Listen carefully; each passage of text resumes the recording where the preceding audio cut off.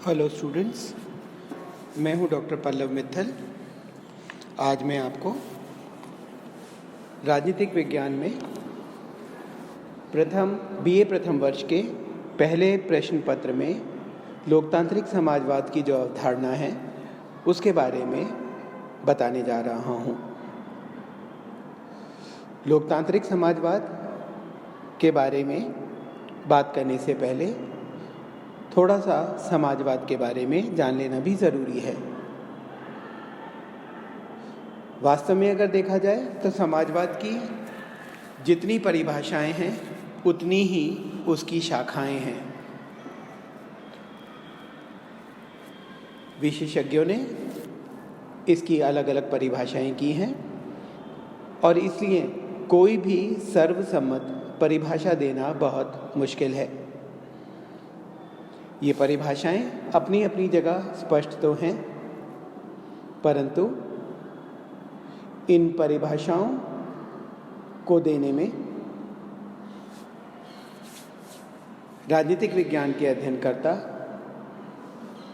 पूरी तरह से समाजवादी नहीं रहते, बल्कि इनमें से कुछ या तो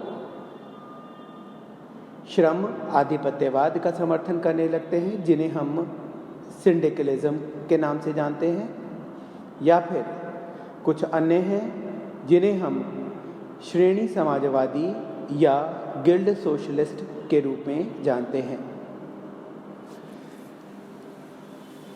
समाजवाद के बारे में सीएम जोड की एक टिप्पणी बहुत ही रोचक है।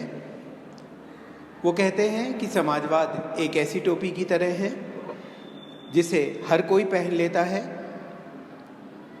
और यह अपने आप को उस व्यक्ति की सिर के आकार के अनुसार ही ढाल लेता है। जोड का अर्थ यह है कि समाजवाद को जितने रूप में परिभाषित किया गया है उसके उतने ही अलग अलग स्वरूप हमारे सामने आते हैं। समाजवादी चिंतन की जब हम बात करते हैं तो मार्क्स के बारे में विचार हमारे समक्ष सबसे पहले आता है। मार्क्स ने अपना जो समाजवादी चिंतन हमारे सामने प्रस्तुत किया वो मार्क्स के पश्चात अलग अलग धाराओं में बंट गया।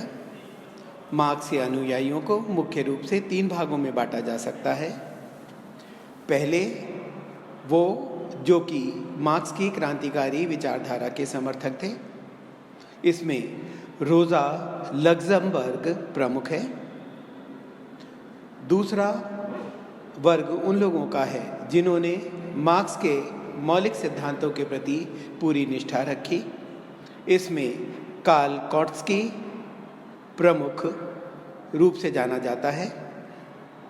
और तीसरा कैटेगरी जो है वो उन लोगों की है जिन्होंने अंतर्राष्ट्रीय परिवर्तनों के अनुसार मार्क्स के सिद्धांतों में परिवर्तन किया और उसे उसके अनुसार परिभाषित किया। इसमें बर्नस्टीन का नाम प्रमुख रूप से लिया जाता है। GDH कोल जब समाजवाद के बारे में बात करते हैं तो उनका कहना है कि समाजवाद एक आंदोलन भी है और एक विचारधारा भी। समाजवाद उत्पादन के सारभूत साधनों का समाजीकरण करने की मांग करता है। यह निजी क्षेत्र का अंत करना चाहता है। शिक्षा के क्षेत्र में भी यह विशेष अधिकार और वरीयता को समाप्त करना चाहता है और इसके लिए उसका कहना है कि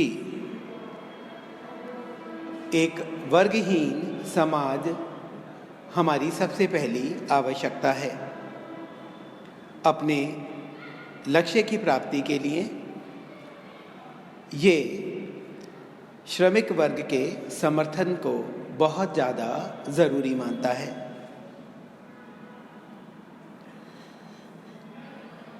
जोड का ये भी मानना है कि समाजवाद एक ऐसा चिंतन है जो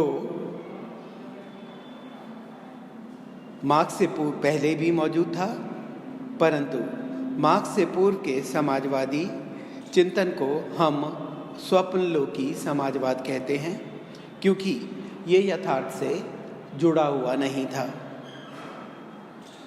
उनका कहना है कि संपत्ति साझी हो, निर्धन और अमीर का भेद खत्म हो जाए।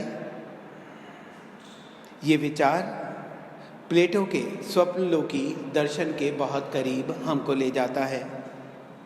इसी तरह से रॉबर्ट ओवन ने भी आदर्श समुदाय संगठित किए, परंतु इस दिशा में उनका ये प्रयोग बहुत ज़्यादा सफल नहीं हुआ। वैज्ञानिक आधार पर मार्क्स ने जो क्रांति का समर्थन किया वो विकासात्मक और क्रांतिकारी समाजवाद था।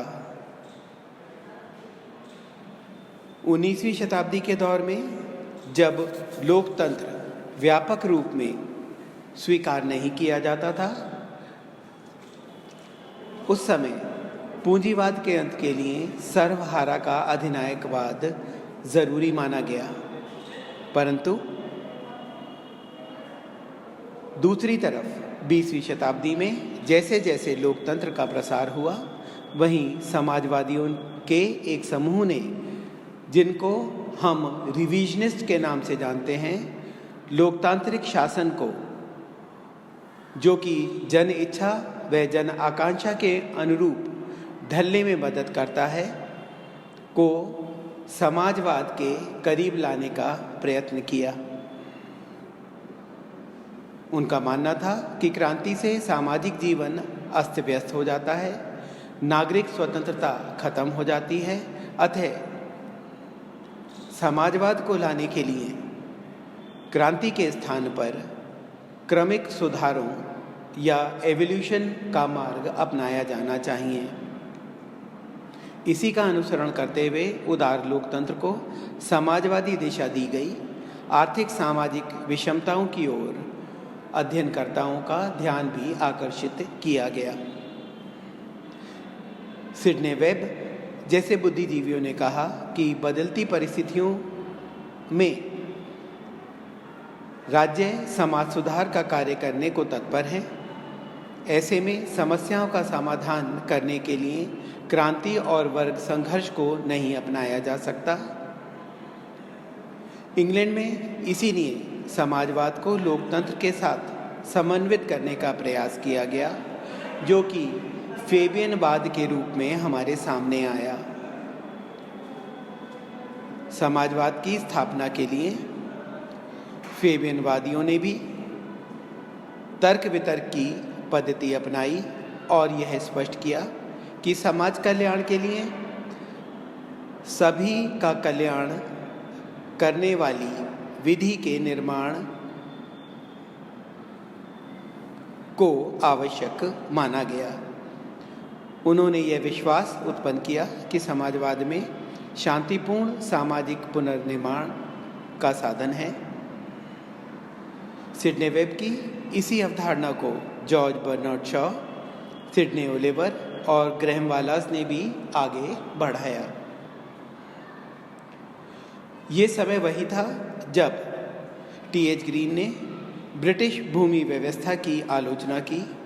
स्पेंसर ने अपनी सोशल स्टैटिस्टिक्स नामक पुस्तक में और जे.एस. मिल ने पॉलिटिकल इकोनॉमी नामक अपनी पुस्तक में अनअर्जित आय का हवाला देकर सामाजिक असमानता की जड़ों पर प्रहार किया, किंतु इसके लिए उन्होंने क्रांति के स्थान पर क्रमिक सुधार, रेवोल्यूशन के स्थान पर एवोल्यूशन का रास्ता अपनाकर समाजवाद को स्थापित करने का जो प्रयास किया, उसने समाजवाद को एक नई दिशा प्रदान की, जो कि लोकतांत्रिक समाजवाद के रूप में हमारे सामने आई।